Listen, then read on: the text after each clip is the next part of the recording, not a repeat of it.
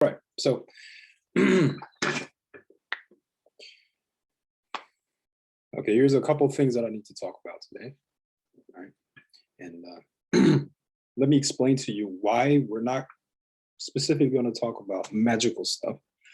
We're going to talk about more of a certain way of thinking and a certain way of thinking about life more specifically. Okay. Because that is usually what will stop you from progressing. And I'm going to go into details and explain to you why that is. Okay. Now, it will be ideal for everybody to be here in the beginning. You know, some people are going to come on later, so they're going to miss a massive chunk of what's important. But what can I do? I got to start somewhere. Okay. So here's the thing.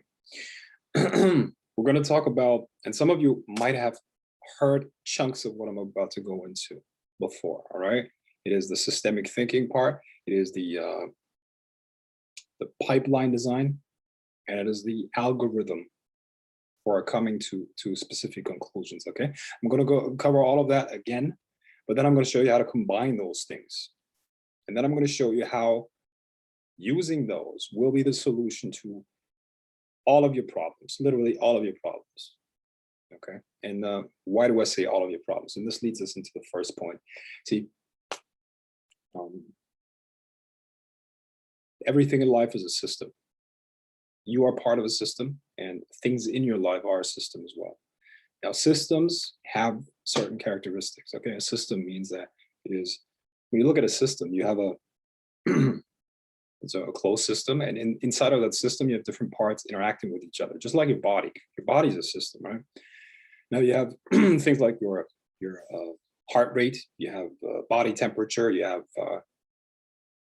mineral compounds in your blood, and all of these things, right? And if one part of those changes, the others change as well. You see, so for example, let's say the volume of your blood decreases. Let's say your blood is taken out of your system.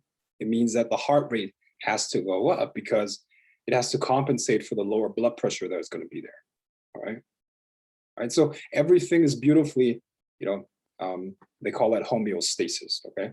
So there's homeostasis, meaning the system is stable because it can self-regulate. Right. But more important than that, a change in one part of the system will affect all other parts. All right. This is what we call systemic thinking. And if you look at nature and your life, you are part of nature. You are a system. You're part of a system, and everything in your life is a system as well. Think about it. Let's say you have a bad night of sleep. Okay. Let's say you sleep for like 2 hours. Your focus is going to be affected. Your energy is going to be affected. Your productivity is going to be affected, and much, much more. Okay. And that has all kinds of effects down the line, right? And that's just one example.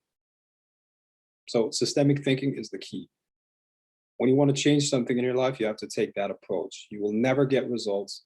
You'll never get results by just, looking at something linearly. Okay, oh, this, and just looking at one part is not gonna cut it. All right. So the first part is the systemic thinking. Right. Now, let's look at how we think. All right. Let's look at how we think. Have you ever been in an argument with someone? Right? Have you ever been in an argument with somebody? Well, I guess, if you're older than 2 months, even kids argue, right? Even babies argue with their mom, right? So, yeah, of course you've been in an argument. Now, what was going on while you were arguing? You were headbutting because you had an opinion and the other person had an opinion. All right. When I say opinion, it's not necessarily just a political opinion or whatever. It's basically an assumption about how things are. Right. It's an assumption about how things are, and you came to a conclusion about something. Right. Now the thing is this: look, your mind is a incredibly powerful calculator, and it is a calculator that works flawlessly. Believe it or not, yes, your brain is extremely powerful, and it works flawlessly. Even if you had an IQ of 50, I don't know. even if you had a very, very low IQ or something like that, your brain, this computer that you have works flawlessly. But here's the thing: it's like an Excel spreadsheet. You know, have you ever seen an Excel spreadsheet? Of course you have. Okay, so let me try to illustrate that here. Okay, so you see this thing here. One second. Now, damn. All right, so the way this system works, this computer of yours works is this, okay? So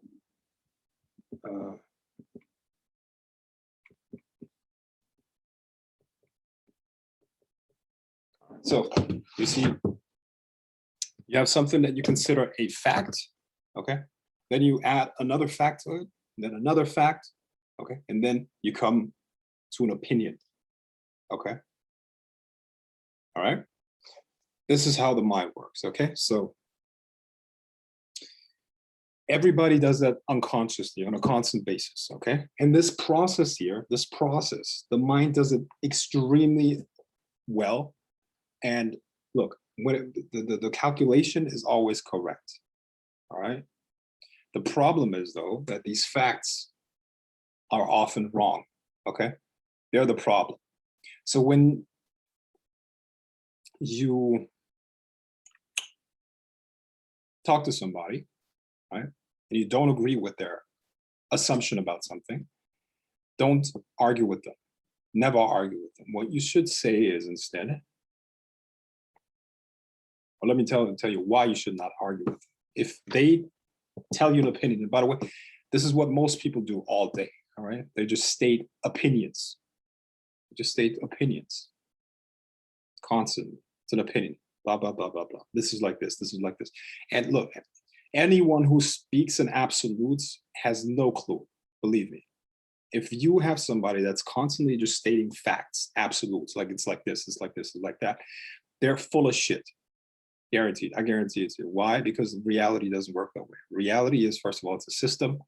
Number two, it's based on quantum mechanics, meaning there's always, multiple ways of how you can look at things, right? The question is, what outcome do you want? Okay. Now, more on that later. But look at this. So you have a calculation here. You have a certain outcome here. This is the opinion. Now, what some people will do, or most people will do, is they're going to say this, okay? I'm going to say this. And it's highly likely that you're going to disagree with this. Now, don't attack this. Never do that. Never do that, okay? The first thing you need to do is you need to validate them, okay? So accept what they're saying here, okay? So let's say something very ridiculous, okay? What would be something very ridiculous? Something ridiculous that I heard recently.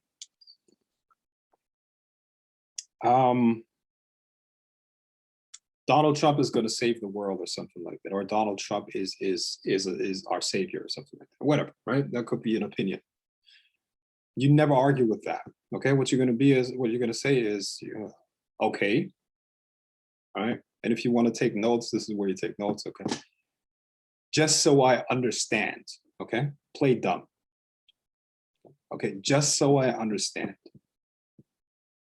What makes you come to that conclusion? Okay, what that person then is going to do is they're going to list these things. Okay, they're going to list their facts, which usually, and me included, everybody has flawed facts in there, right? But the point is this: they're going to lay out their thought process, all right, which is going to make you able to understand why they come up with that conclusion. Let's say somebody's like says something ridiculous. There's this. I heard somebody said something about the vaccines, the COVID vaccines, and somebody said something about they're putting fetuses in there, baby fetuses or something like that. They're using that for the vaccine, like some outrageous, ridiculous bullshit, right? Now, not to that person, because they have a different, a different set of facts inside of the mind than you. Okay, so what you do at that point is you just ask them, okay, just so I understand. You never argue, okay? Never correct them. Just be like, okay. So just so I understand it, because I'm slow. explain to me why you came to that conclusion, or why is that, all right? And they're going to outline that. And surprisingly, people are very open to changes, okay?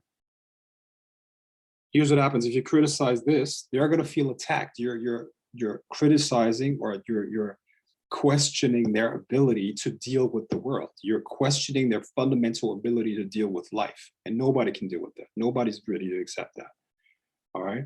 So what you're going to do is you're going to have them outline those facts. And there's, like I said, they're surprisingly open to change those. Okay. So next time, if you want to avoid an argument, do that. Now,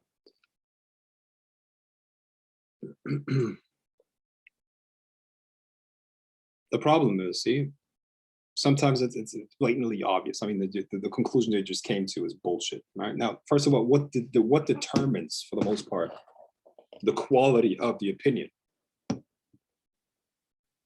right? What determines the quality of the opinion? How should you choose your opinions? First of all, what you want is a certain outcome. You need metrics, okay? So in your life, constantly, you should think about, okay, what is the result that I want to have? I think we can all agree that the results that you get in life are dependent on how you think. All right. Now, the mechanism of thinking is the same with every single person. It is a very simple, combination of different facts that we have in our mind. Okay. Now, what is the difference between the incredibly successful billionaire and the guy that is homeless, sleeping on the street or something like that? Yeah. Because they're all working with the same. It's not the same brain, but like the brain works the same, whether it's, like I said, it's a very dumb person or a genius. You see? And actually, usually what we call geniuses are not more intelligent than people that are like messed up. It's just that the messed up person has a lot of messed up facts in their calculation. It's like an Excel spreadsheet. Imagine an Excel spreadsheet where well, you can't even see that. Imagine a spreadsheet where a sane individual would have like a bunch of numbers, okay, and be able to calculate that. Okay, 1 and 3, what's that for, right? Now, the messed up person, this is somebody that's sane, okay? 1 + 3 is 4.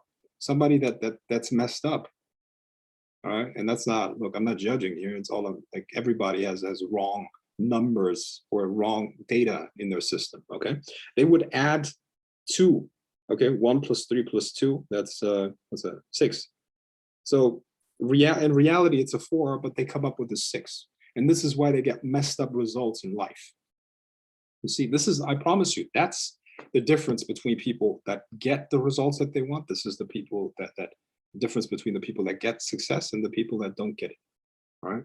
It's just they have wrong data inside of their system, all right?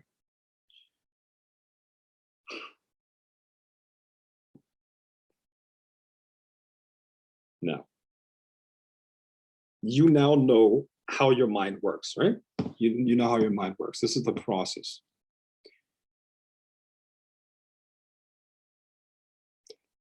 Based on that, and knowing that you are flawed, we all are, here's how you should structure your mind and your life. You should begin here. You should begin with the outcome. What is the outcome that I want? Okay, and this leads us to specific goals. And then you should be constantly checking your mind for wrong assumptions that are there, okay? So let's say your goal is to be whatever. You wanna, I don't know, you wanna make 6 figures with your business or something like that, okay? I wanna make 200,000 a month, all right?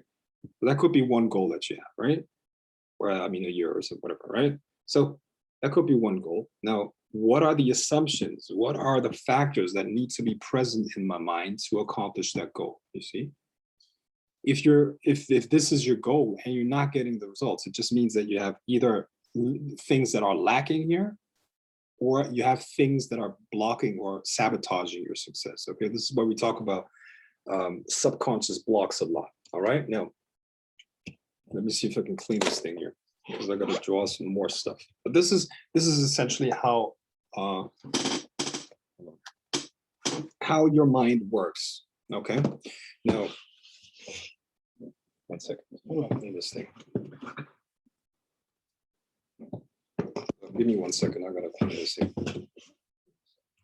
So, your mind is a perfect machine. This is what you need to understand first of all. All right, it's a perfect machine, but it can only work with the data that you give it.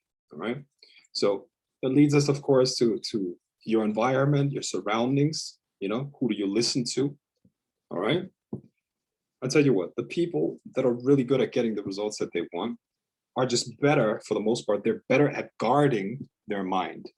They're better at guarding what they allow inside of that Excel spreadsheet or that calculation. All right.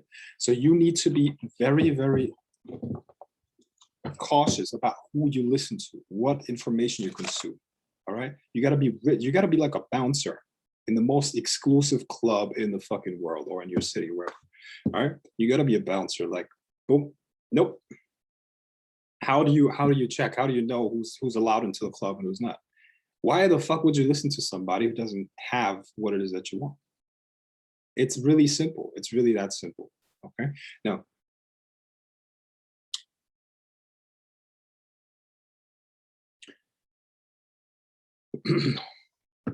we had the end result of your calculation, which is your goal in this case. All right. This is the goal that I have. All right. This is the goal that I have. When you look at how things come into being, you know, it's very easy to always see it as a process. Okay. It's like a pipeline. Everything's a process. I think you can agree. Okay. So as you go through that process,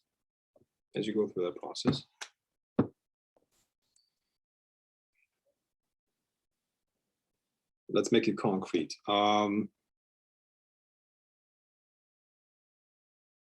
What would that look like? Let's say you have your business.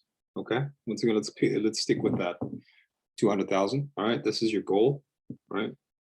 This is your goal, and you have a beginning of that process, which is basically what is the production, or what are the steps in order to create that. Okay. So in the beginning would be probably something like attracting customers. Right. It could be something like that. It could be attracting customers. And then the production of the product is not before attracting customers. Ideally, you should attract customers before you produce anything, right? Because you need demand, obviously. Okay, so you customers first, and then you go through a specific process that should be codified, of course. Step 1, step 2, step 3, step 4, and 5. Okay, just to keep it simple, there are 5 steps in that process from A to B. Okay, so customer here, goal here. Okay, and then you got, of course, numbers connected to that, which is basically, I don't know, whatever your service is. And you got you multiply that service times the number of people that have to take advantage of that service in order to come up with the specific number that you have. Right? Very straightforward. Now,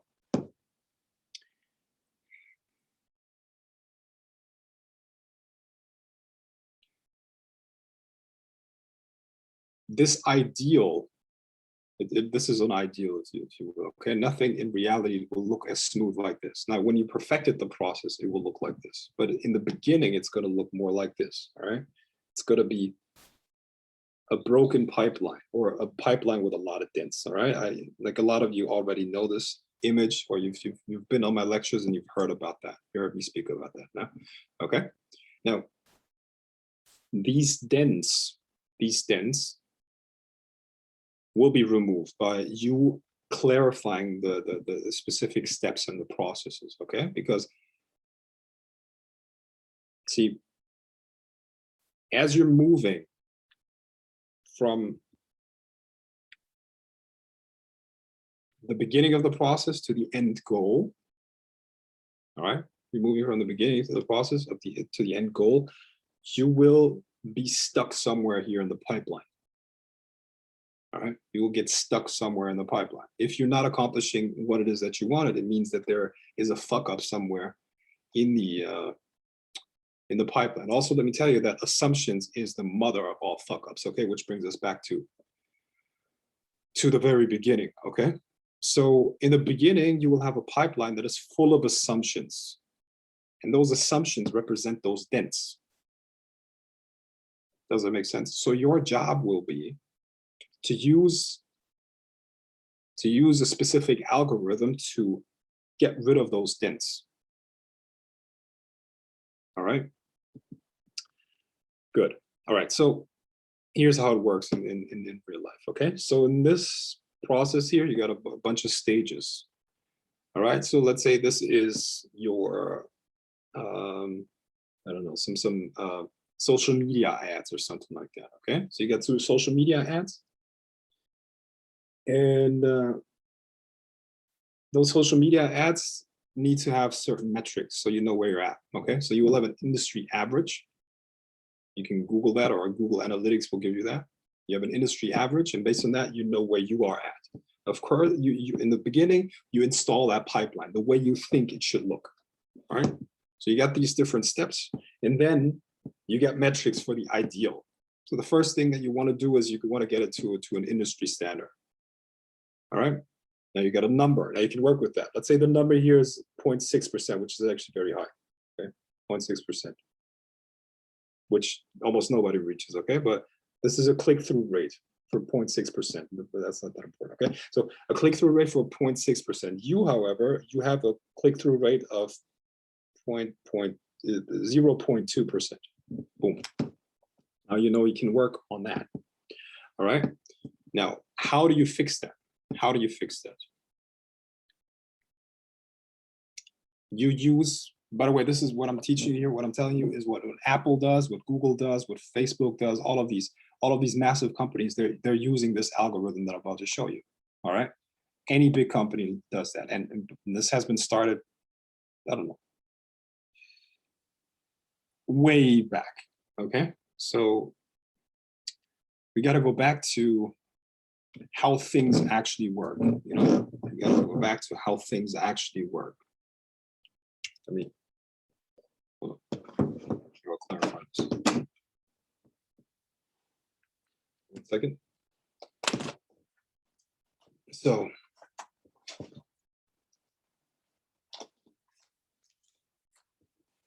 I need a bigger board here.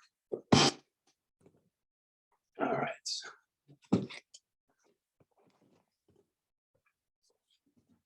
Let's go.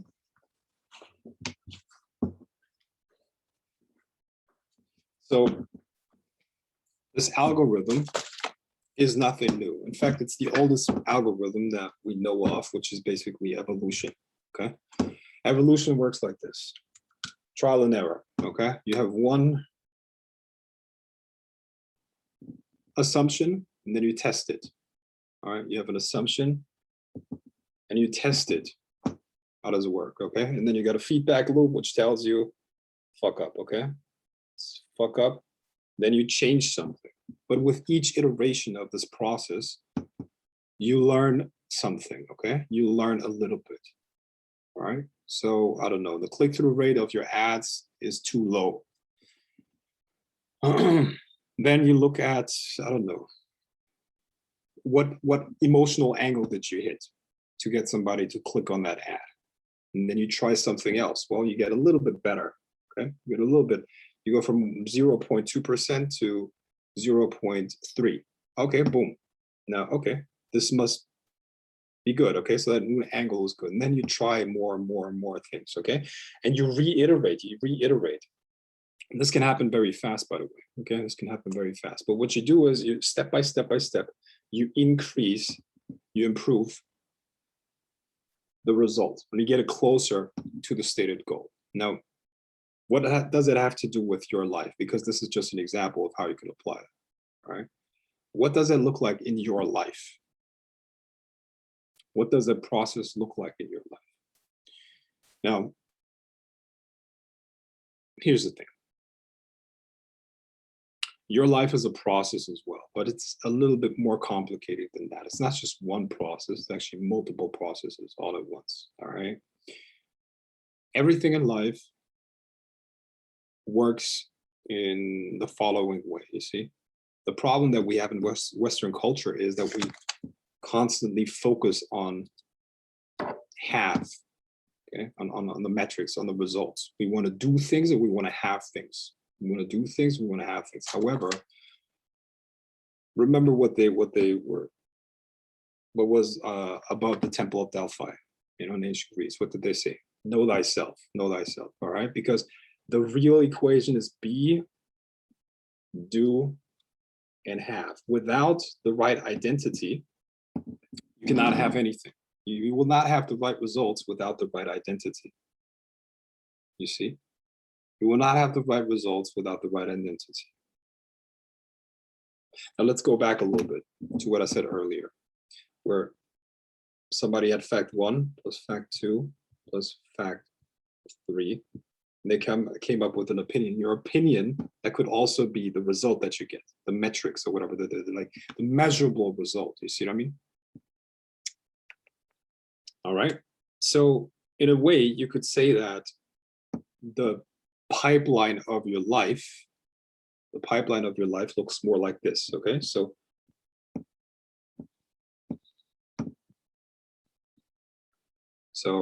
you have to have here, to have at the end of this process. That's supposed to mean to have. Okay. To have. This is to do. And here you got to be. Okay, so your identity needs to be chosen before you go through anything. Now, this goes deeper than just self-help and much more, okay? Because it actually works like this.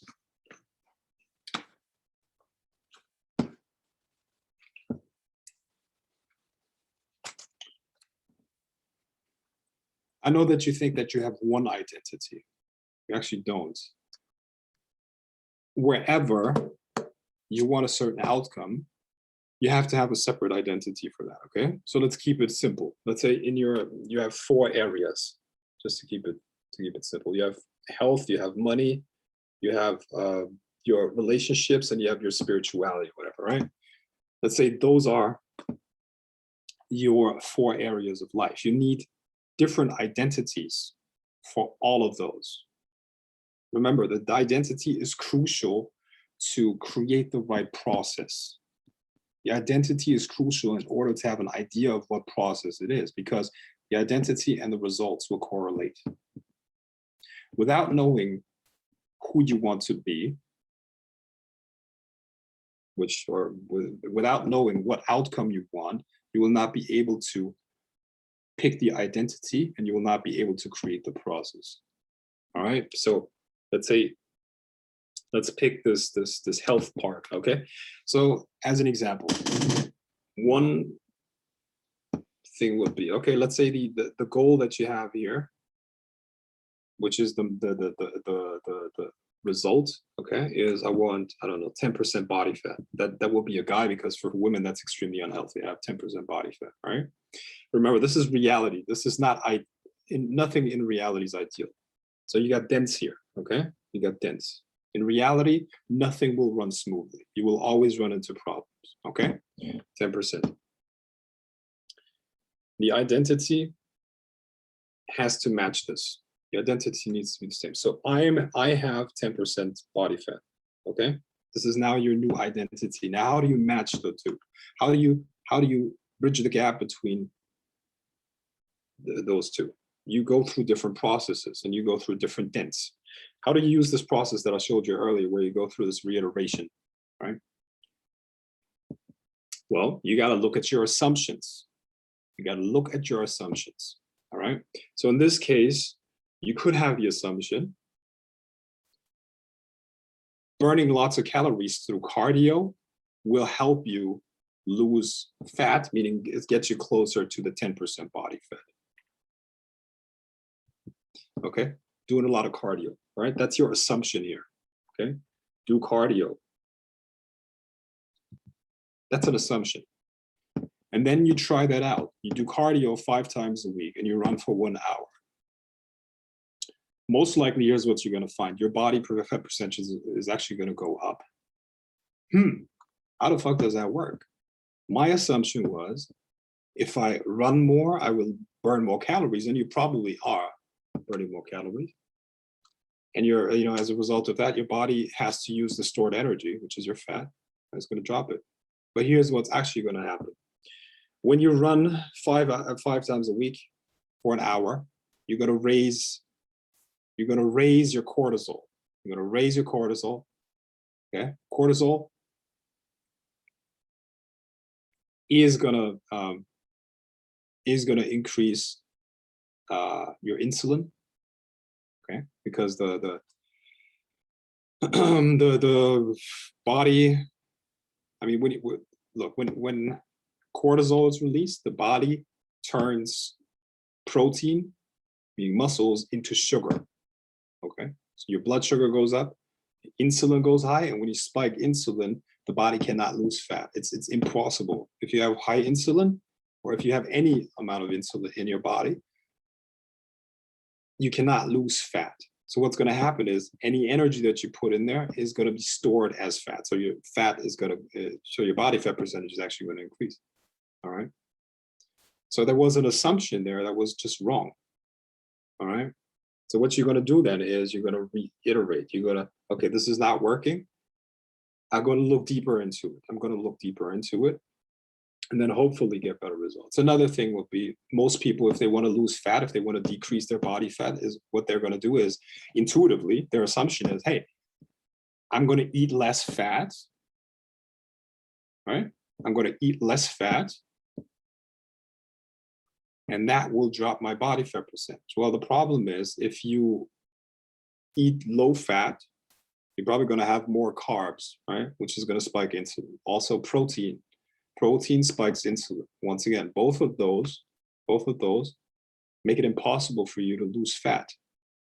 I mean, insulin makes it impossible for you to lose fat. So what's going to happen is any energy that you have in excess is going to be stored as fat. So your body fat percentage is going to go higher. Okay. So the thing is, you have to understand that everything that you attempt to do is a process like that. And you have to have a separate identity, goal, and pipeline design for every single area of your life where you have a goal. All right. And this doesn't look, it sounds way more complicated than it is, because in reality, that's going to take you a couple minutes per day. But this is the algorithm that's actually going to get you results. This is how you have to learn to think. And when you do that, I promise you, after a while, it's just going to become intuitive, and you're going to do that faster and faster and faster. All right. And then you will actually get the results. Because if you combine the two things, or combine the three things here: systemic thinking, where everything is interconnected, the understanding of how opinions come to be, or how the understanding of how worldviews or assumptions come to be, combined with this algorithm, I promise you, you're gonna get much better results than 99% of the people out there. All right. Plus, you're actually gonna hit the results that you want. And in every area of your life, you're gonna be able to do that in your health. You're gonna be able to do that when it comes to your money. You're going to be able to do that with your relationships, and you're also going to be doing that with your spirituality, which is what I'm going to cover in just a second, because at the end of the day, this is a class on witchcraft. But see, systemic thinking means that everything is interconnected. Your spirituality is not separate from the other areas in your life. All right, even though a lot of people try to use it separately or try to see it separately. If your health is not good, you're not going to get results here. If your love life is not good, you're not going to get results here. If your money is not good, you're not going to be able to focus on this. All right. So all of these things need to be combined, and this algorithm or this system of thinking is going to fix all of that for you. Now, let's talk about a couple other things. So we covered this here.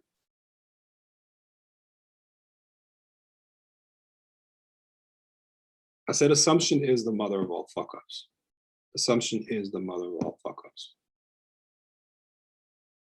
You in your life have too many assumptions. Everybody has, me included. We have too many assumptions about everything. Here's the thing. How many times in your life do you experience that you're stuck somewhere? How many times do you do that? Does it happen? Maybe you're in a phase right now where you're very productive and you can't get things done, meaning you're just moving through a pipeline. That's what your life is. It's a process. A process is a pipeline, and as such, you can sometimes you can move yourself through it fast, you know. But there's a difference between activity and productivity. All right. Most people are actually just active. They're not productive. All right. This is the most productive way of dealing with life that I've found so far. Okay. And this is yes, part of that stuff is actually what I myself create.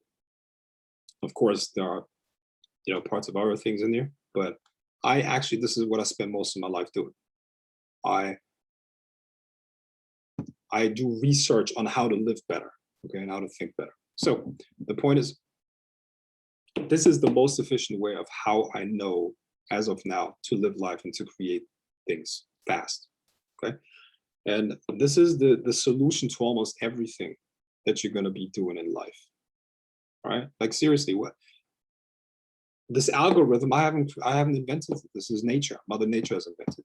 And apparently it works very well, okay? And even if you look at artificial intelligence is doing the same thing. It's just doing it faster, all right? And quantum computers are gonna do it as well, just faster, but it's the same algorithm, you see what I mean? And since you don't have a quantum computer in your brain yet, you're gonna have to use the old fashioned way, okay? So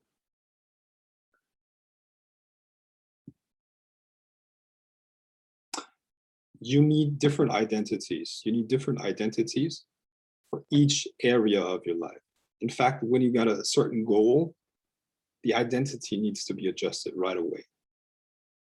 All right. A lot of people try to be one person when it comes to everything. A lot of people try to be one person when it comes to everything. So let's say in business, they want to be like the dominant, you know, they want to bring their A game, you know, they would just want to be super like powerful and productive and get shit done, blah, blah, blah, all of this stuff, right?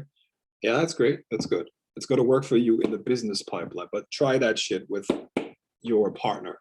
Okay, try that shit with your partner.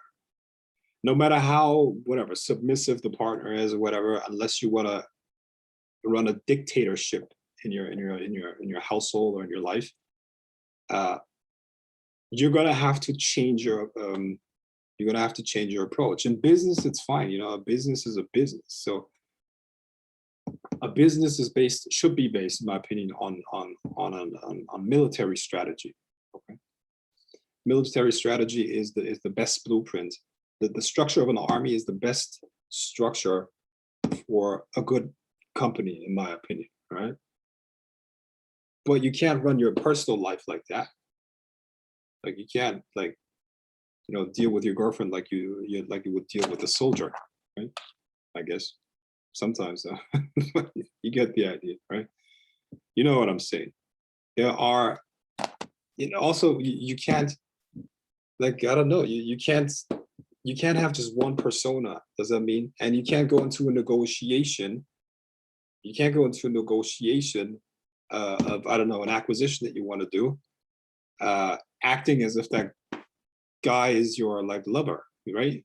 That does not work. Doesn't make sense. So you need different identities for different areas of your life, and a lot of your problems are the result of you thinking that you're one person.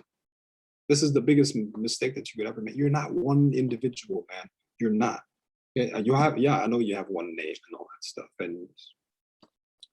but this is actually a complete fallacy. Like, trust me. You have multiple identities. This is nothing pathological. Everybody has those, okay? You're a different person when you talk to your mom than when you talk to your friends. You're a different person when you talk to your girlfriend than when you are boyfriend. And when you talk to your business partners, you're a different person when you do anything. You see what I mean? When you're in the ring, when you go fighting, you're a different person than when you do a ritual and all this. So the point is this: understand that you have different identities and stop trying to accomplish everything with one identity. This is the first thing. This is why it's helpful if you have different rooms for different activities, if you can do that, or different like small rituals that get you into the right state of mind before you have to do certain things. Okay. For each of those areas, not just the areas, for the different goals inside of your areas. You see what I mean? For instance, I mean, if you like, let's say your relationship, okay? Let's say, for instance, I'm dominant in the bedroom, okay? I'm dominant in the bedroom, but I can't be that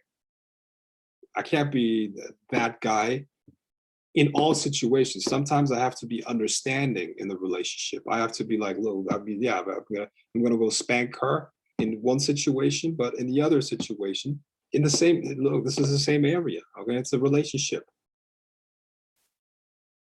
Meaning, when it comes to the bedroom, when it comes to sex, I am a different person than when it comes to the rest. You see what I mean? So you get what I'm saying here. You have to change according to what's necessary, all right? So the point is this. Understand that there's a pipeline. Understand that that pipeline depends on the specific outcome that you want, and you have to adjust the identity to the outcome. How do you know? Well, look, I mean, this gives you a pipeline. That pipeline in the beginning is going to be all fucked up because you got all kinds of dents here. It's like twisted and all, you know, everything is not perfect. Then you will have feedback. You will have feedback mechanism. You act according to your assumptions. Now, those assumptions, how do you know about those assumptions? Now, most of them are going to be subconscious, but you got to be able, and this is why you need a diary. This is why you need a journal where you write in on a daily basis, okay? And you observe yourself. You will write down all of your, all the dents that you are aware of, you know, and usually you only have to be aware of one because we only work on one at a time. You see, we only work on one at a time, meaning you come up with the first dent that you're aware of, and then you use this algorithm that we talked about earlier to fix it.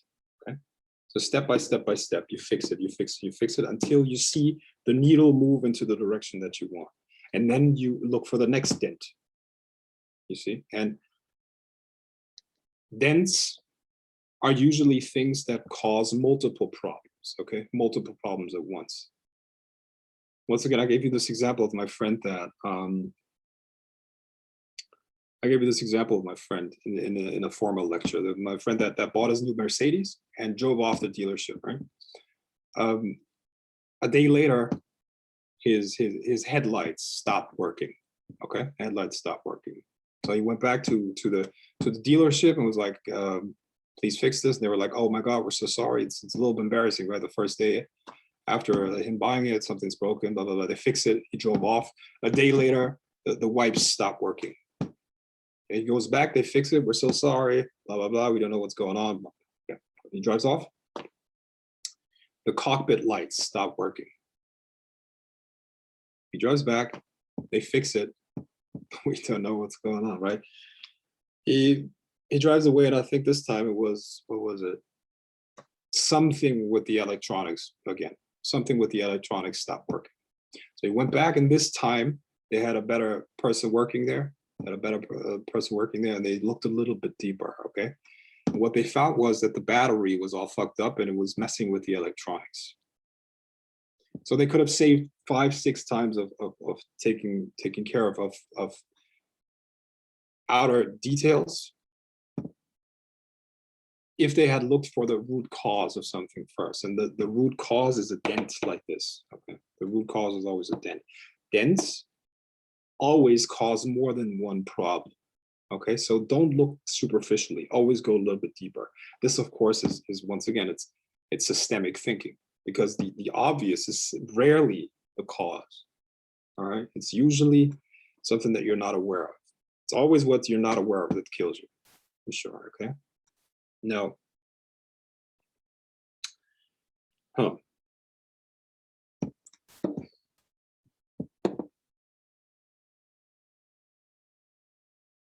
How do you connect this to your spirituality? What does that mean? First of all, the identity, the goal. You have to clearly define the goals of your spiritual journey. What is it? What is it that you're working on? I want to be good at divination is not a good enough goal. All right. That's not a good enough goal. I want to evoke 10 demons till the end of this year. I want to evoke them to physical manifestation and have manifested what I asked them for, or have those demons manifest what I asked for till the end of this year. That's a much better goal. Then what would be the identity that you pick? Well, the identity that you pick would be 1 hour per day, or the identity that you pick at that point is I am capable of doing this. That's first. And then you reverse engineer. Okay, what do I need to do every day? What will be my routine? And by the way, routines are nothing but these pipelines. A routine is your pipeline. You see, a routine is your pipeline. We talked about cardio here. That was part of your workout routine, right? And you can look, when you got a routine, which is the pipeline, you can then start fixing the routine. You can experiment with the routine. Okay, is this better? Is that better? You know, like so on and so forth. So you got your routine. Your routine would be at that point is 1 hour a day. I'm going to practice evocation. And I'm going to take notes on how to do it better. I'm going to do this and that. I'm going to change this. I'm going to maybe use a mirror here and there, like a scrying mirror. I'm going to whatever. And you tweak it around. You practice. You analyze. You see, this is the type of stuff we never learn in school. You see, they don't teach us that in school. Of course not. You know, not even in a lot of you guys are in college. You don't learn this stuff in college. They don't teach you how to think. They don't do that. Probably because they don't know it themselves, right? But I'm telling you, this is what companies like Apple, Google, and all of these, use to get the results that you want, that they want. You see, if you were to study Henry Ford, I don't know if you're familiar with that guy, right? Henry Ford. I don't care what you think about his political ideas, but he was a great businessman, right? So Henry Ford, he focused for more than 10 years on only one model of cars, all right? He was the guy that invented the assembly line, right? He was the guy that invented the assembly line. And the assembly line meant that you had an assembly line, which is a process once again, and each part of that process was done by one individual. Okay, one individual, and that individual had one job to do, just one job. They didn't give a shit, and neither did they know what this person was doing or that person. Okay, that person was just focused on their fucking job. You see? Now, what is the benefit of that?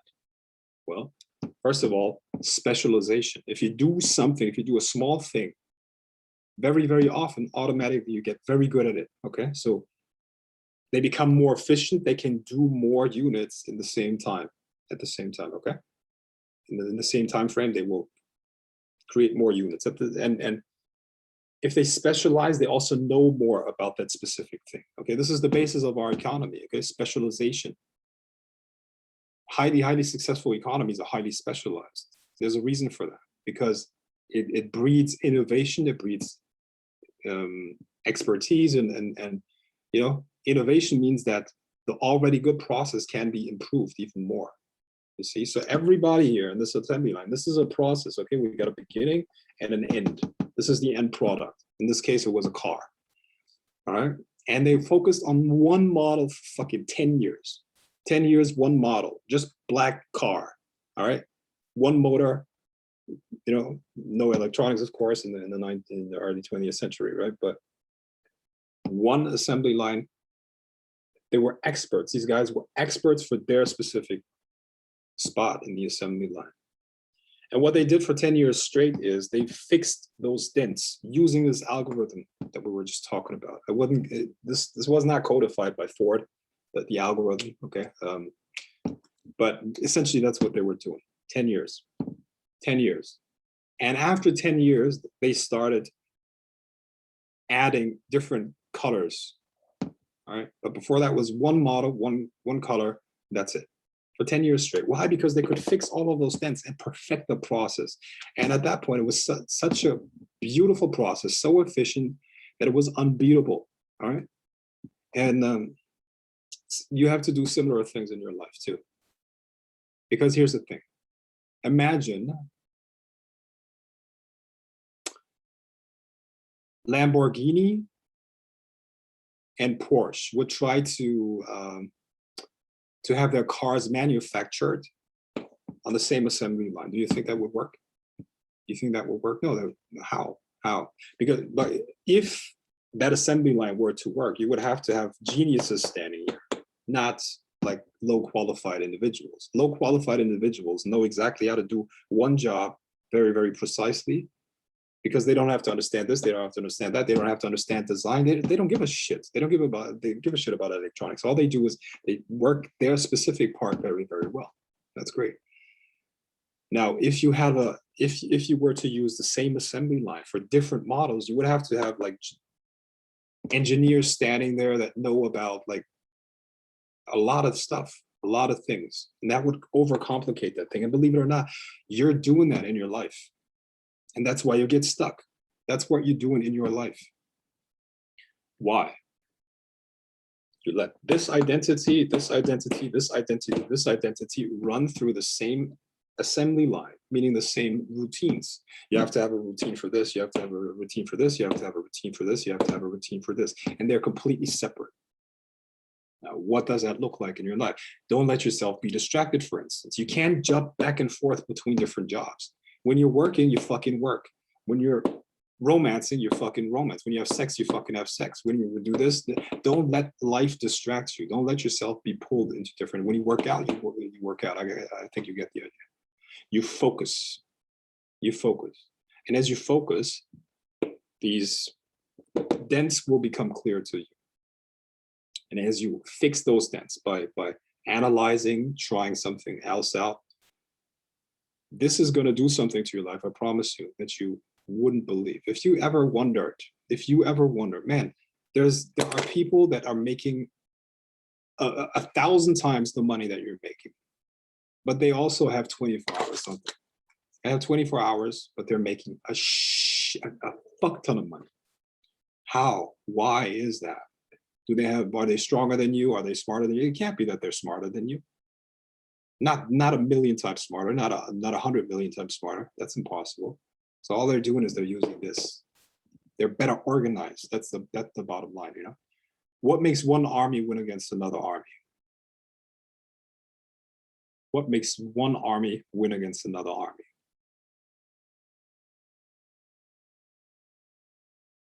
You got it, organization.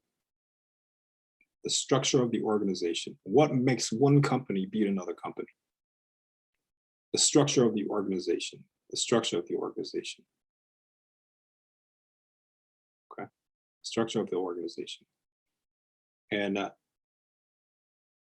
this is the key. This is how you're going to succeed with everything that you do. This is also how you're going to succeed with your spirituality and your magic. Because, see, just because it's magic, just because it's spirituality, it's not separate from these laws. Okay, these laws apply to all dimensions, you could say.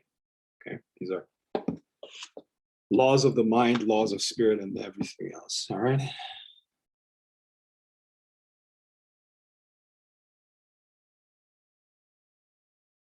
I have a bunch of companies, but let's focus on the Grail of the Serpent, for instance. Let's focus on the Grail of the Serpent.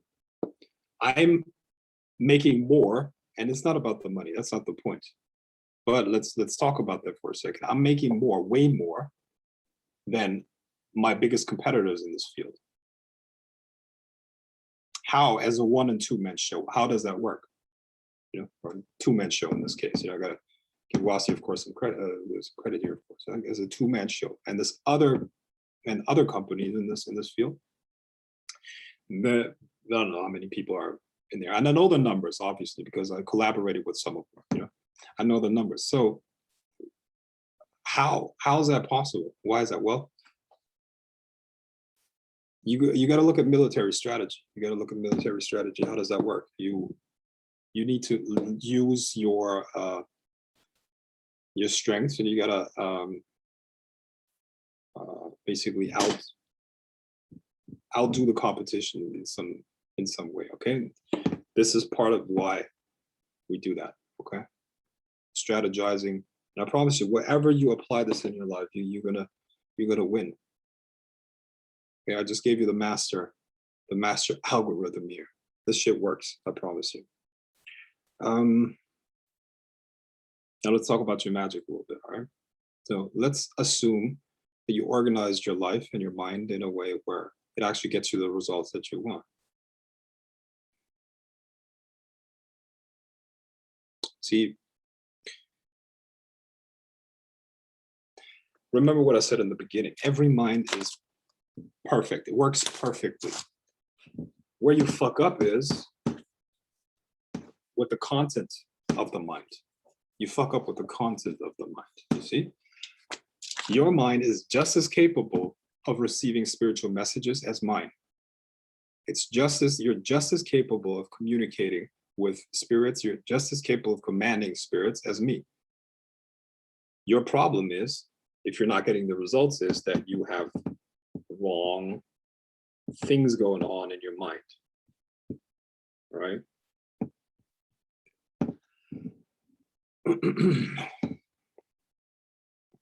As you structure your mind and life using this algorithm, you're gonna unbug. It's like a program that you have to unbug. Okay, if you know anything about programming, there are bugs, programming bugs. That means that code is fucked up, code is written wrong. You know, it's misplaced or whatever. Okay, you have to unbug your mind, and what I just showed you is that. Okay, it's unbugging your mind and recreating it so that that is incredibly powerful, and you have access to your actual potential, which is incredible. Like I said, your mind is incredible, but you need to get rid of the bugs. Okay, let's say this is a bug. You're gonna be able to clean it up, and at that point, all of these abilities will arise almost automatically. All right. So this is much more than just mundanely, you know, having a better routine, a better workout routine or whatever. You know, this is the master key to access your full potential, you know, and make you a better magician, make you a better anything, make you a better person. Okay. Make you a better person all over, you know, all over. And what is this algorithm called? I haven't given it a name yet. I've not given it a name yet. But this is what you will find in nature. This is how Mother Nature tries everything. Okay, tries it with us too. You know, a new species exposed to different conditions, blah blah blah. Boom. It either survives better or it survives worse, and that's it. That's how it works. Okay. So, is there anything else I should say? No, for now, that's it. So let's go into the Q&A. Please type in me. I'm going to let you know that you can unmute yourself.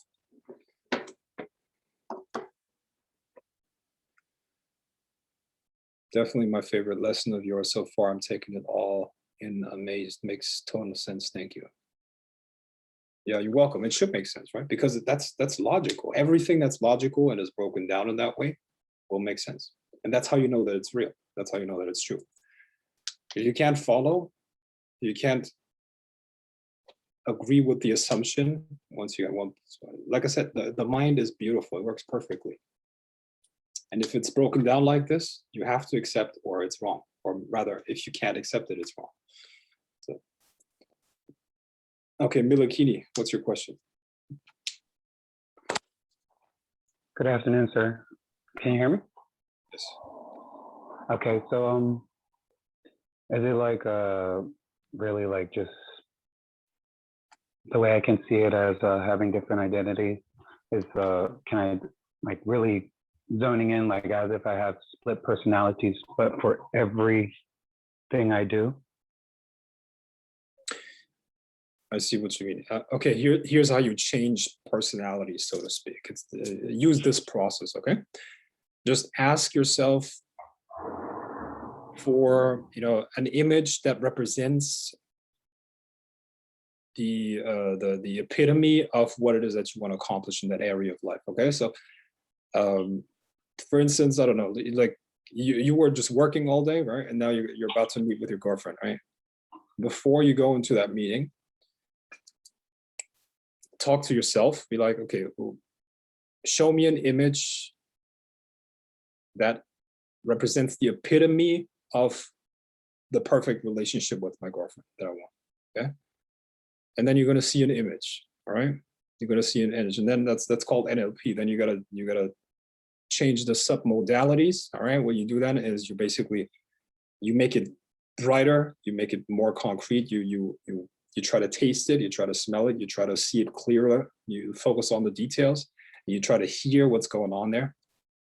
And as you do that, your emotions are going to change. Okay, let's do it with me. Are you in a relationship currently? Yes, sir. I'm married. Okay. So let's do that real quick, okay? And when I ask a question, it's not that I want you to answer, it's that I want you to ask yourself that question, and your mind's going to give you that image. Okay, so what would be the image that is the epitome of the relationship that you want with your wife? Do you see that image? Yes. Okay, try to, or make the colors more vivid. Make the colors more vivid. Make the colors Like the background or myself? yourself. Okay. Make yourself more vivid in that image. Okay. What does that image smell like? If it had a smell, what does it smell like?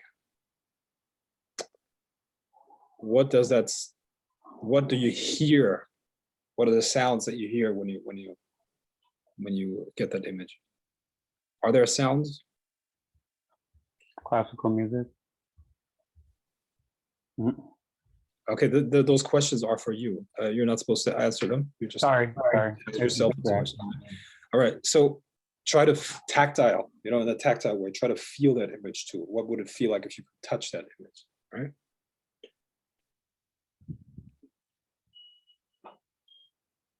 Okay, and now turn that image into blue dust. Okay, bluish dust, and now breathe that dust in and then let it spread in all of your cells, all the cells of your body. Okay, good. Feel that, and now I bet you your state of mind and your emotions have changed. Okay, and let's say you're in a situation where you're coming from work, you're all stressed, you're all like tense or whatever. And when you do that for 2 to 3 minutes, right before you talk to your wife, you're going to have a completely different communication with her.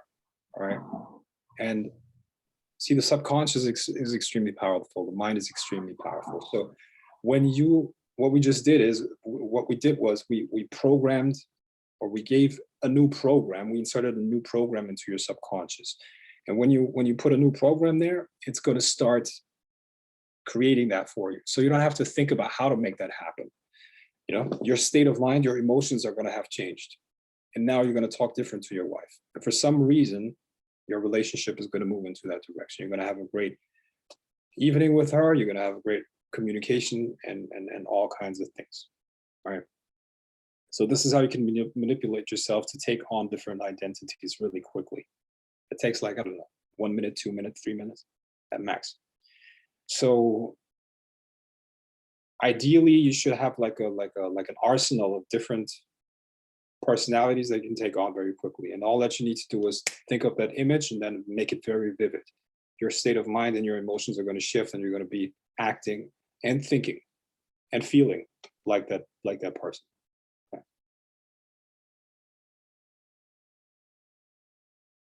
So that's how it works. Thank you. You're welcome.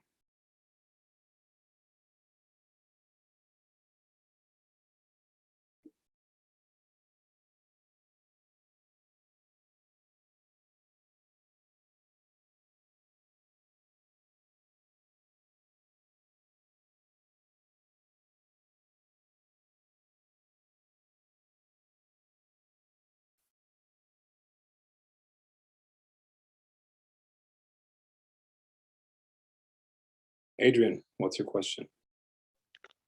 Hey Frank, what's up? I had two. One was regarding what you just showed us, and you told him. So basically, we have to tap into our imagination, have the image, and then focus in that task, right? Like, let's say it's making money. You have to have the image of what you want in that world, and it's like you're kind of like a creature that can morph into any. I like to think of it like that, where you can morph into any person that you want in order to conquer that field. So Yeah. once you have that image and you have the emotions, it's a matter of just sticking with it, like having the constant focus, like you said, like don't worry about any other area of life when you're there. Well, when it comes to making money, of course, there's a little bit more than that than just breathing in an identity. But look, it's about getting into a certain state of mind. That's really what it is about. Okay. Mhm. So in order to perform a certain way, you have to have a certain state of mind. So this is just a way of quickly getting yourself into a state of mind. But just because you breathe that in, it's not going to mean that you're going to make millions. Yeah, it's like you said, first you have to be it. That's just being it. Then you have to do and then have, which is you have to take the steps, like the algorithm you showed us. Yeah. Nice. Yeah. Okay, I got it. What's funny is that I think I've always done that, like without knowing it. It's funny. Like, but I was never aware I was doing it. I thought it was just me being, in my head, like trying to be imaginative. Oh, my second question is, would you be able to do a channeling? Not right now. No. Oh, okay. Okay. Okay, then. So then, in that case, yesterday when you did the channeling, I was told by, Lucifer that I have the ability to be very free with the way I express myself, and he says that I put people off because it seems like I'm out of touch with things. Now, keeping in mind what you said, that I'm being aware of where this is coming from. Yeah. I kind of just want to know what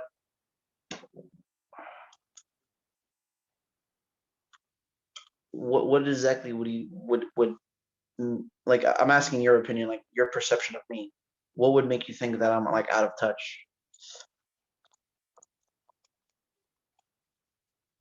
You have a tendency to overstep your barriers. I know that you're not aware of them, or you're not aware that you're doing it, but it's kind of like a gut feeling that most people have, that like it's like a gut feeling where to stop and where to not stop, or where they can progress. Most people would feel that, like it's a gut feeling, like okay, it doesn't feel right to go there, it doesn't feel right to go there. So when it comes to that, I think they call it social awareness. But that's something you can learn. I think maybe when it comes to your social awareness, you have a tendency to make it feel a little bit awkward. But that's because, look, why do these things exist? And once again, I'm not blaming you. This is not non-judgmental. Okay. The thing is, why do social barriers exist? Okay. Why do manners exist, for instance? Okay, why do we have manners? Well, we could say manners, that's so boring. Well, what the fuck do we need it? It's essentially just an agreement that is being made, and everybody who sticks to these agreements shows that they're willing to respect the boundaries of other people. It just makes the interaction with society and other people easier. For instance, I'm not gonna, if I look, let's say, for instance, I gotta sneeze, all right, and I do this. I sneeze and I do this. Well, it doesn't really change that much about how many germs are being spread. The germs are still going to spread. Okay, they can go through my fingers and whatnot. But if I do this, or what about yawning? An even better example. You yawn, you're not hurting anyone, right? What's the big deal about it? But people do this, right? Now, why? Why do they do that? What they're showing is, and you have a lot of these little agreements in society, it just shows that you are aware of other people's boundaries and that you're willing to respect those. All right. So when you talk to somebody and they're just yawning and they wouldn't do this, you would either you're very comfortable with that person, or you would say, or something would tell you to stay away from that person. All right. Because that person does not accept the social norms, okay? And they exist for a reason, because if there were no social norms, you don't know who you're dealing with. What's the next? What's next? Okay, well now they're not putting their hand in front of their mouth. What's next? They're going to start farting in front of me, or like, you know? And after what's then? What's the next step? Does it mean they're just going to take my money if I'm not looking at them? You might think that's a little bit funny or a little bit out there, but that's actually the reason why we have social norms. You see what I mean? And I think you are, what's the word?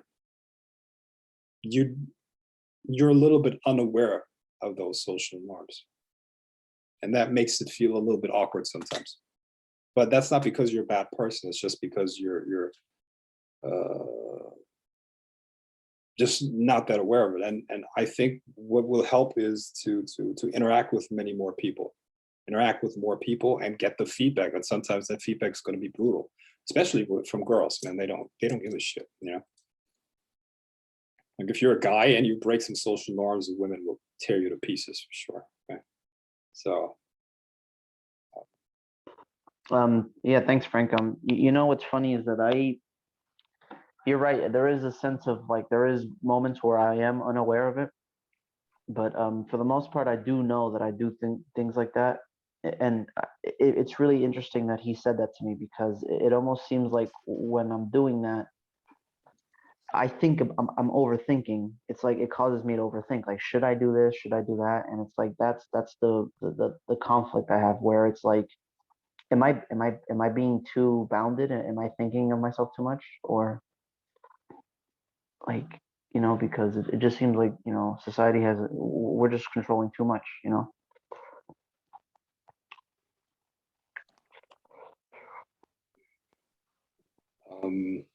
Society controlling too much. Well, look, here's the thing. You can break almost any social norm if you have the right status, okay?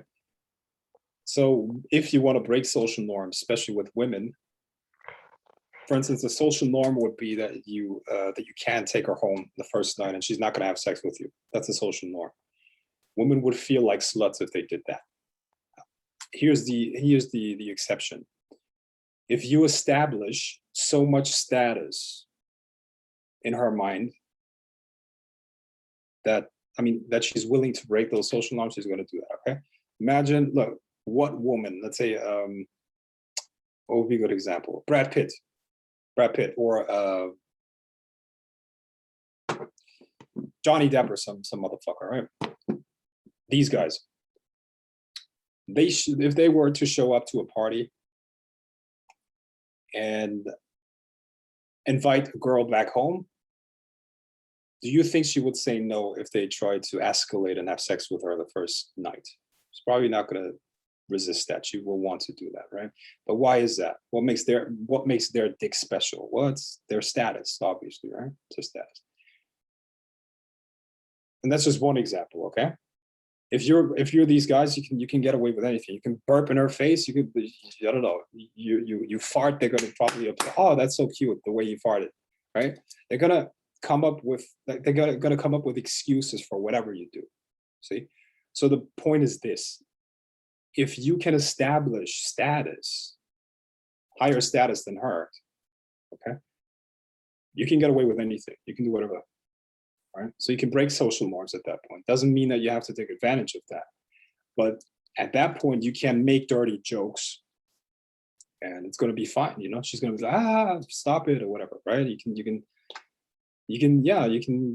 comment on her massive boobs and how like, what that looks like. And she's going to punch you in the arm and be like, don't say that, blah, blah. She's going to have a positive response to that. But if you have low status, she's going to be disgusted by that. All right. So that's specifically some game stuff that you have to be aware of. But generally speaking, that's true. Social norms can be broken if you have the right status. But before you have the right status, you have to establish that. And how do you establish that? You have to establish that in the other person's mind. All right. So there are different ways you can do that. You can do that through clothes. You can do that through how you talk, your body language, all of these things. So you got to establish high status, and then you can do whatever the fuck you want, basically. Yeah? It's kind of like,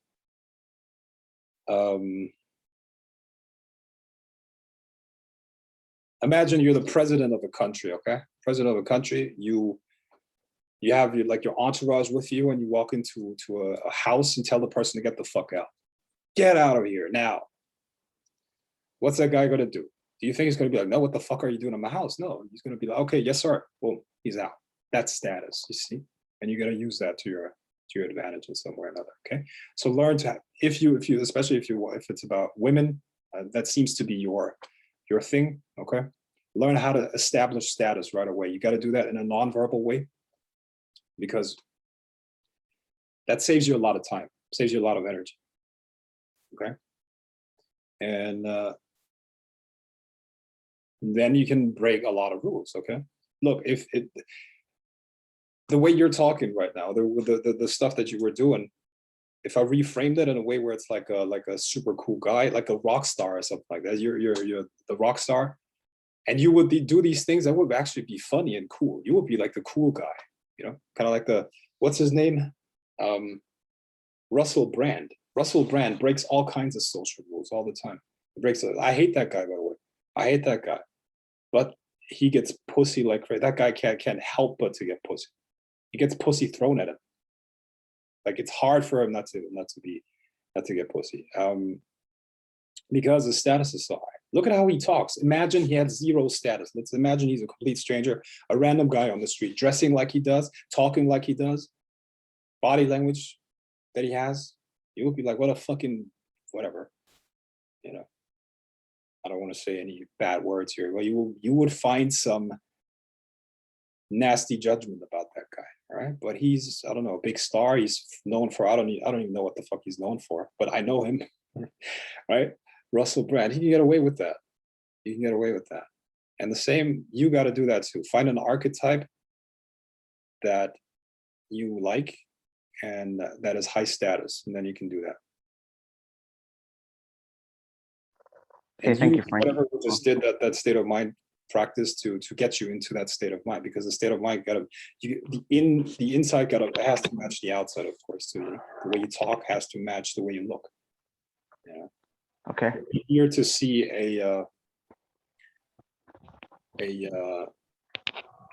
somebody that looks like a rock star, talk like a university professor. You know what I mean? These things have to match. You got to pick your archetype based on the effect that you want to have on the people around you.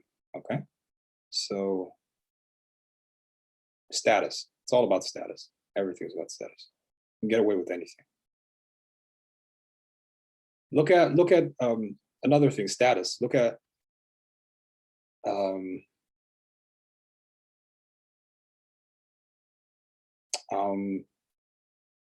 I don't know, crimes when it comes to the stock market. Okay, like these bankers, they're not going to jail. They're not even, like, a lot of them don't even get indicted because they're but it's billions, millions, or hundreds of millions, billions that they get rid of, you see. But in another case, somebody gets 10 years for, I don't know, an unpaid pizza or something like that. But only in America. That only happens in America, man. Only in fucking America. It's insane. Right? Somebody gets 25 to life for an unpaid pizza. It's a third strike, you go to jail. Wow. Crazy. Okay, Gavin, what's your question? Hey, what's up, Frank? So if you have a spirit, or if you have a spirit you have a pact with to help with a certain goal, will invoking that spirit help to debug your subconscious mind and, like, work out some dents that you might not necessarily be aware of? Yeah, it can help, but it's like see, imagine a pipeline as this. You could also say that unbugging the pipeline would be getting rid of dents, right? Yeah. So the spirit is now, you see this pipeline with a lot of dents, right? So the spirit is, and let's say this pipeline is a water pipe. Okay, so water comes in here and it goes through. Now the spirit's energy is 5xing the amount of water that goes through. Now that could hurt the pipe. It could hurt the pipeline. It could actually break. You see? So the debugging of the pipeline means that you turn it from this into, well, maybe I should throw it right here, turn it into a pipeline like this. All right. So at this point, it really doesn't matter. Is it 10x, 5x, or 100x? It's still going to flow smoothly. Okay. So unbugging your mind is always important. The spirit itself is not going to bug your mind. You are the pipeline. Your mind is the pipeline. It's also the better, the smoother the pipeline, the better the communication, and the more information from the spirit can actually come through, and the more help and energy from the spirit can come through. Okay, so Okay, that makes sense. yeah, all right.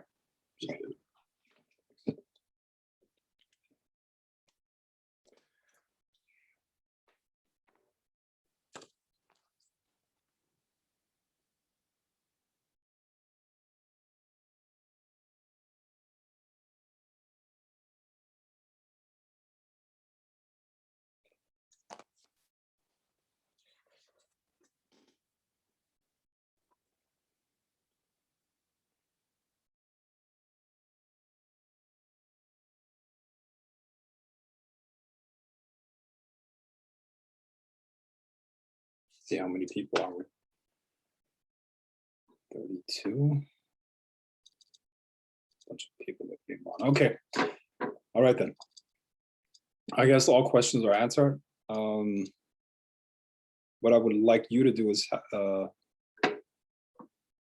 I'm going to answer your question in just a second, but I would like you to rate this class on a scale of 1 to 10. And look, specifically, what helps me is, like, if you just tell me that it's amazing, that's great. Thank you. I appreciate that. But you can only get better if you tell me what it is that you want to have added, or if there are like suggestions, ideas or stuff like that, and that I can improve that stuff for you. Okay, so yeah, please rate the lecture on a scale of 1 to 10, and if you got suggestions or ideas, let me know. Okay. All right, then Adrian, what's your question?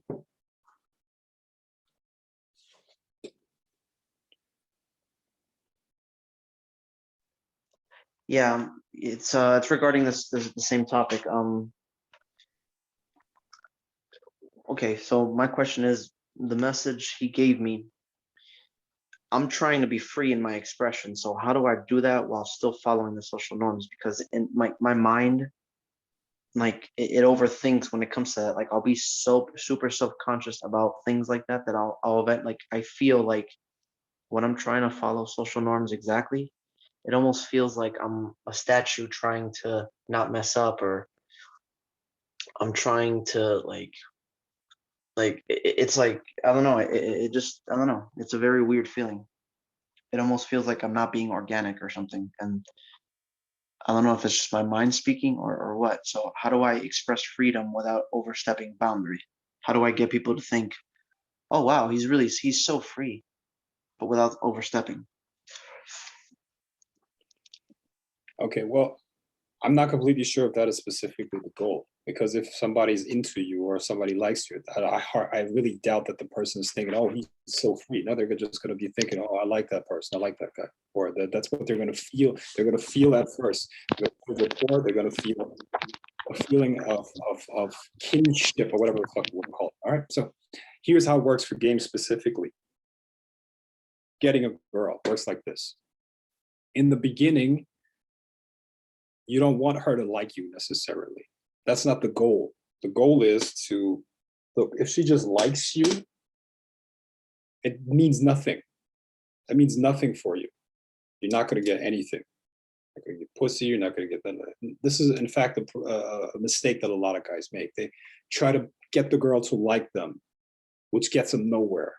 Okay, the first goal that you have when it comes to a girl is to stand out in her perception. You don't want anything else. You want to, and ideally in a positive way, okay? You don't want to stand out in an embarrassing way, whatever. You want to stand out in her perception. She has to know that you're not a normal guy. Okay, and we're talking about very, very attractive women. We're talking about 9s and 10s because it works different with girls that are regular. Okay. So very, very highly attractive women, the girls from magazines or the girls in music videos, they want a guy that is not normal, but that in a cool way, okay? Not a freak, but a cool guy, okay? That's number one. So your job at that point is to stand out in her perception. You gotta understand that a woman like that lives in a different world. You are a man. You have no idea. Like me too. We have no idea what it's like to be a very attractive woman. To the extent that I have been witnessing the life of beautiful women, of course, it's different when I'm with a girl, you know, and we're like a couple and all of that. But what I've seen is, listen, they get treated like royalty in a lot of ways. Okay, the world is a different place. Everything just opens up to them very, very easily, very easily. Okay, we have to actually explain ourselves. We have to be like, if you have an opinion, that will be evaluated by the world. You will have to explain why that opinion is valid. If you're a hot girl, you just say something. A lot of guys are just going to agree with you because you're hot. That's what it is. Okay, just look at Instagram, just look at like all of this stuff. Okay, so the point is this: her view of herself is naturally very high. She can't help that because that's her social value. She's very, very higher, right? So you as a guy, you first have to establish that you're higher, because women practice hypergamy. They do that naturally, which is they always want a guy that's better than them in some way or another. Okay, not looks. Looks are not that important, but in some way or another, she has to feel like she's gaining something from that guy. And once again, that's not something consciously, that's done subconsciously. There's a calculation. Remember, the mind is a calculator. So she will only be able to find you attractive if she feels like there's something to gain. Doesn't make them bad people. Does not make them bad people. It just makes them human beings. That's how we are. Okay. So if she feels like there's something to gain in some way or another, she's going to feel, oh, interest. Well, the first step is just to establish that. And you cannot show that you're attracted to her. In fact, you have to show that you're not attracted to her. That's what you have to demonstrate. That's what we call negging her. You neg her. All right. Meaning I think that the definition in the mystery method is something like, you disqualify yourself as a potential suitor. So you got a DHV, you got to demonstrate a higher value, and you got to make known that you're not interested in her. By, my girlfriend is so great, I have another relationship. Or, oh, let's say she's blonde. You like, oh, I only like black girls, too bad, or whatever, right? Something, you got to make her feel like she can't have you, all right? That's negging. And that works. You will see that, man. Like, no matter how hot she is, okay? If she knows that she can't have you, something's gonna, like, why? Okay? So whatever she is, you like the opposite, okay? She's blonde, you like black girls. She's black, you like blondes. Whatever, okay? And at the same time, you got to establish high value, okay? You got to establish high value. How do you do that? Well, be creative, be creative. Boom. Then what you're gonna start seeing is, at first she perceives herself here, and any guy, no matter who the fuck you are, trust me, no matter who the fuck you are, if she's a hot girl, any guy is just another chump. Just another guy, another one. Women, in fact, they don't give a shit about what guys think about them. You guys, like, seriously, they don't give a shit what guys think. They care about what other women think. You think they're trying to impress us on social media? They're impressing other women. That's what they're trying to do. Okay, that's what they're trying to do. Anyway, so she perceives herself here. You're just another guy showing up, okay? In the beginning, just another chump, whatever. Through this stuff, through demonstrating higher value and making known that you're not attracted to her, that she's actually not your type or whatever, boom, it changes. You're now here, and her perception. And then what's going to happen is she's going to send you indicators of interest. She's going to start asking questions. She's going to pick up the conversation. And if you drop the conversation, she's going to pick up the conversation again. She's going to ask you questions. She's going to try to validate herself to you. And this is the point where you got to qualify. When she starts when she starts validating herself to you, you qualify. Remember, you wanted her to be attracted to you in from the beginning, okay? And your plan is to get with her.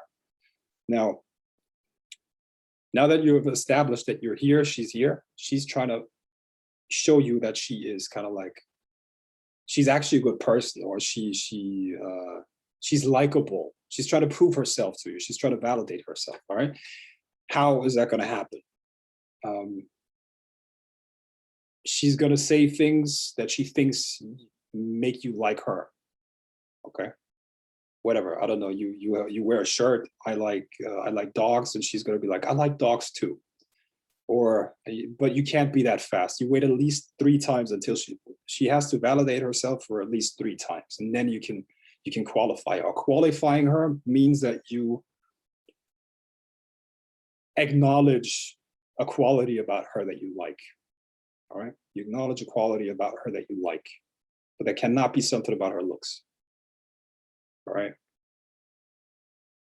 If you are just into her looks, it's not going to work. Okay. So, man, what would be an example? You could ask her something, you know, what is your favorite movie? And she will say, I don't know, some dumb shit, I don't know. It's usually going to be dumb shit, I don't know, whatever. I like The Notebook or whatever, you know? And you're like, wow, that's my favorite movie too. You know what? I mean, up until this point, I actually thought that you were kind of like stuck up, just another pretty girl. But, you know, only really, really good people like The Notebook. I totally see you different now. Boom, you qualified her. Now, boom, at the beginning, she was here, you were here. Then you switched it over. Now she gained back your interest. She gained your interest. She had to earn it. Okay. A woman has to feel like, especially if you seduce her, she has to feel like she earned your interest. Okay. And then look, there are all kinds of other steps afterwards, but that's essentially how you establish that. And if you get it there, if you get to this point, everything else much easier. At that point, you just have to keep the conversation going for the most part, isolate her, switch venues, and then sooner or later, you're going to end up,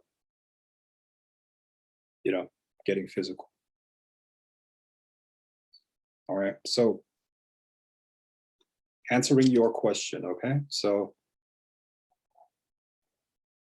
it's about the status, it's about the character, and it's about, it's not about freedom or how free you are in your expression. You don't need any of that, you know? Some of the, I don't believe it. Different people do it differently. But maybe you shouldn't go for your freedom of expression if you have a problem seeing social boundaries. Maybe what you could do is just follow a structure at first, you know? And when you have a structure, within that structure, you can develop more and more freedom in your expression, you see?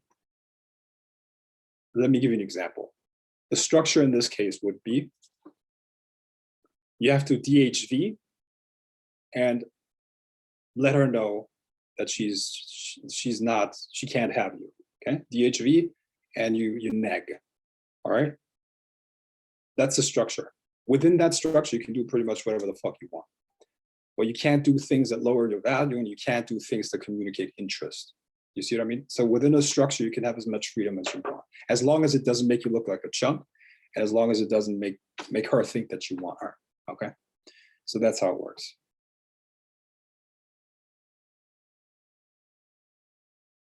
Okay. Thank you, Frank. I got a lot from this. So this is what I'm gonna incorporate. As a rule, I'm just not gonna open. Like for me, I've noticed that a lot of people try to give women validation right away if they think they're attractive, and they try to be friendly with them. Me, I'm not gonna be friendly in the sense of, I'm not gonna be social in the sense of, I'm not gonna say hi or hello unless they tell me hello first. You know, like that's a little rule I have. You know. Yeah, but they're not going to say hello. They're not going to say hello if they can't see with their eyes who you are. Exactly. So that's why I have to entice them with my feathers, like a peacock. I have to dress nice and I have to. Exactly. Oh. Body language is big as well. Okay, but yeah, I mean, you know what you're talking about. Okay. Thank you, Frank. Okay, Chris, what's your question?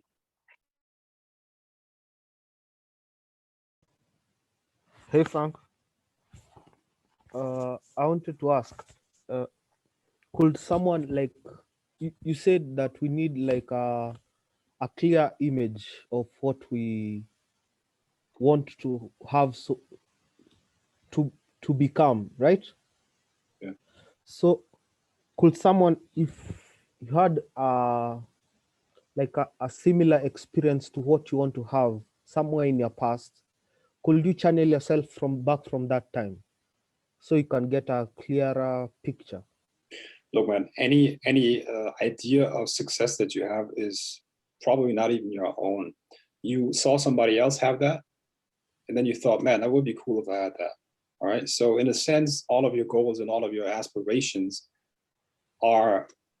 they're coming from somewhere else anyways. Okay. So it's more about how does that image make you feel? It doesn't have to be yourself. All right. Remember that image is just an image. It can be another person, you know, it can be, I don't know.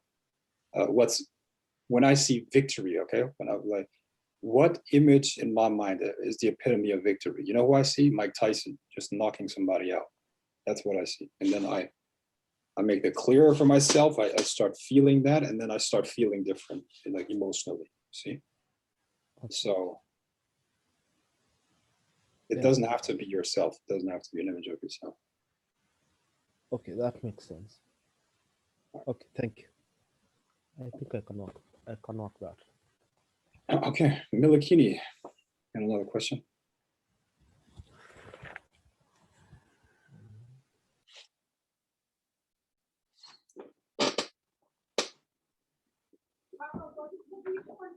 Hi, Frank. It was about the subliminal that you made for the lucid dream to help work more into dream magic or induce lucid dreaming. Yep. Is that I can what would you say to meditate with that and listen to it for like 5 minutes a day, and it'll and what you taught me here right now with the system of thinking, I can basically use that towards wanting to do lucid dreaming too, right? Yeah, make that part of your daily routine. You know, maybe listen to it while you're falling asleep or something like that, maybe. Okay, cool. Thank you, Frank. Okay. Damn, I clicked on another window. Now I can't even see that. Where is that window? Yeah, now I got it. Okay. The examples of pipelines in different areas of life help me understand better. Okay. Hard to find something to improve. Quick summary at the end of the most important points to remember key points. A good neg. Wow, that's an amazing shirt, just not on you. Yeah, I like that, but it's a little bit too spiteful because there's still some emotion there, you know? She's just gonna be like, oh, he hates me for no reason or whatever. So, but you gotta be neutral. Like, it's like, let's say you're talking to her, but like, you don't wanna insult her, you know? You don't wanna insult her, it's more like almost like a side note. She has to pick it up out of the context. You know? I believe that's a better next, but okay.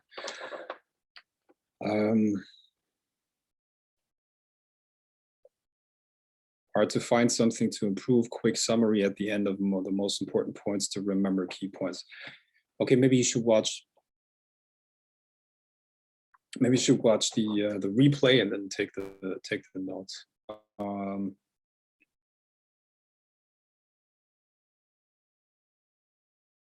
Or can you say I didn't like you at first, but you're actually quite smart?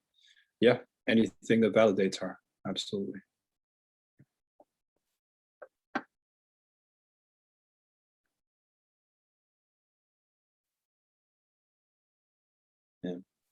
And by the way, you should also note that women do that to us all the time. Okay, so if a woman right away tells you that she doesn't like you, first of all, if she actually did not like you, she wouldn't even talk to you.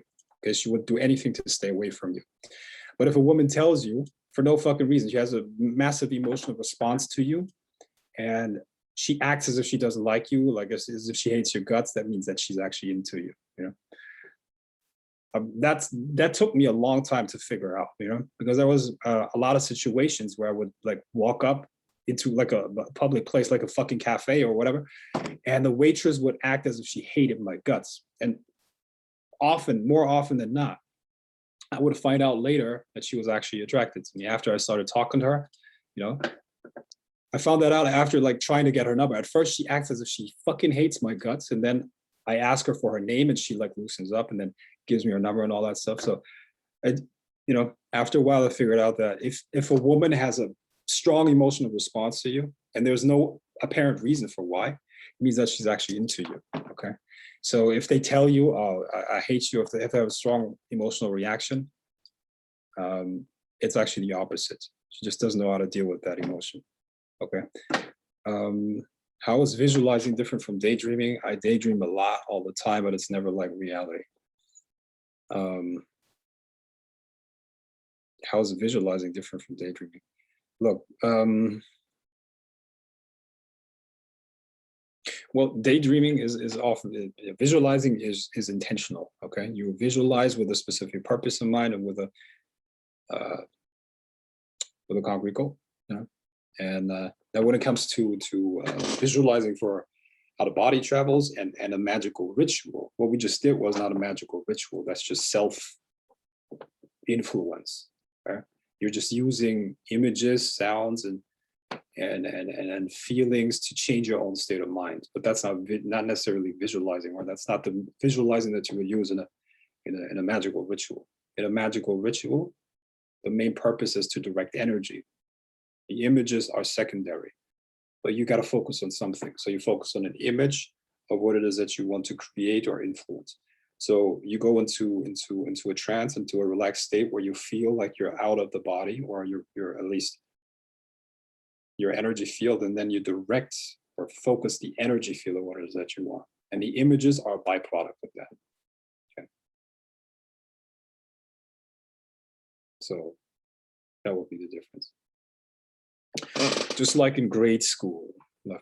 So yes, exactly, just like in grade school. Just like in grade school.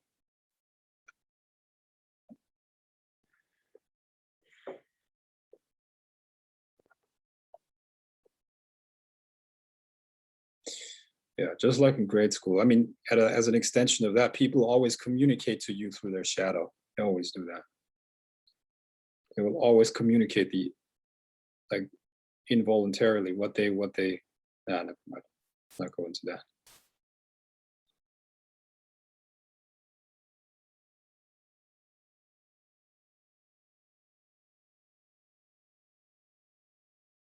Are you doing readings today, Frank? So can I ask for one? Well, what is your question? Let's see.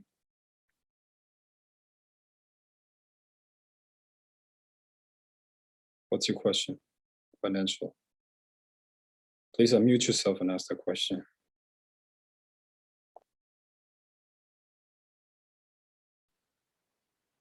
Hello, can you hear me? Yeah. Yeah. Hi, Frank. So I was just wondering, just a general reading about the financial situation.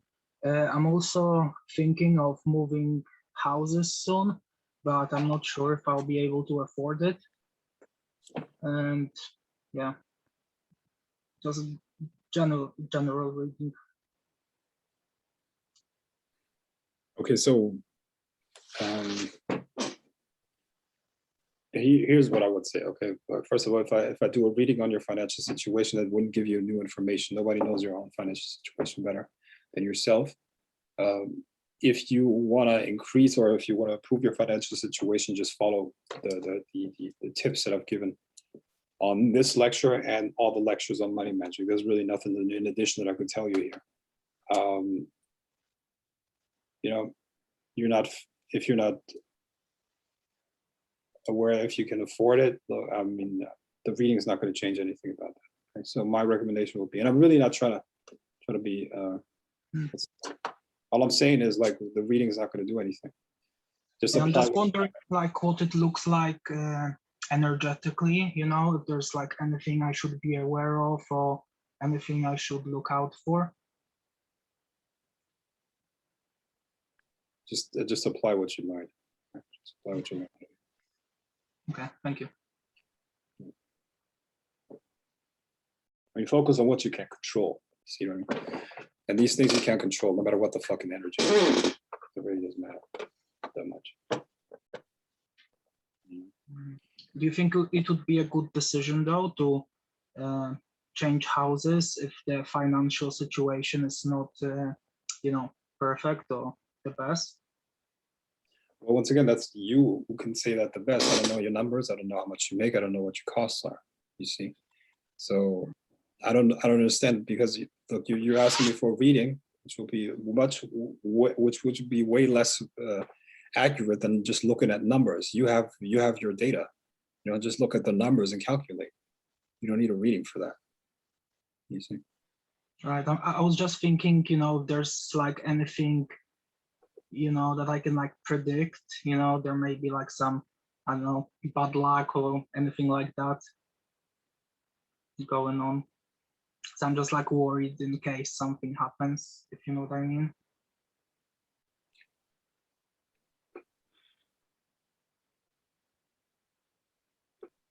Okay. Well, I gave you my answer. Okay.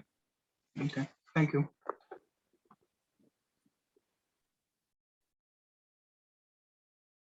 Okay. So I hope you got something out of this, and please post the link now, Wasi.